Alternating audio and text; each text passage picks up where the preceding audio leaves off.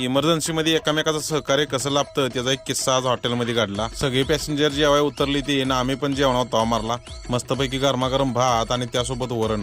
जेवण मात्र एक नंबर क्वालिटी लागलं. जेवण वगैरे करून मस्तपैकी बाहेर थांबलेलो. पॅसेंजर भरस तोवर म्हणलं जरा शाळांच्याकडे बघावं. तर अचानक सरांचा झाला बीपी लो. हॉटेल मालक जाग्यावर नव्हतं ते नाही, त्याने सगळं सेटिंग लावलं असतं. ज्यांचा बीपी लो झालेला त्यांनी सगळं सेटिंग लावलं आणि या हॉस्पिटलला थांबलो. सगळं चेकअप वगैरे केलं आणि सांगितलं नॉर्मल आहे, काय प्रॉब्लेम नाही. योगायोगाने तिथं आमचं फॉलोअर्स गाठ पडलं. ती ठिकाण होतं पाचवड फाटा सातारा. कधी इमर्जन्सी मध्ये फोन करा. कुठे तर सूर लागतो त्यावर सरांचा आणि झाला उलटीचा प्रॉब्लेम. 708 नंबर डाम काशी. प्रवास म्हणलं की असला अनुभव आम्हाला येतच राहते.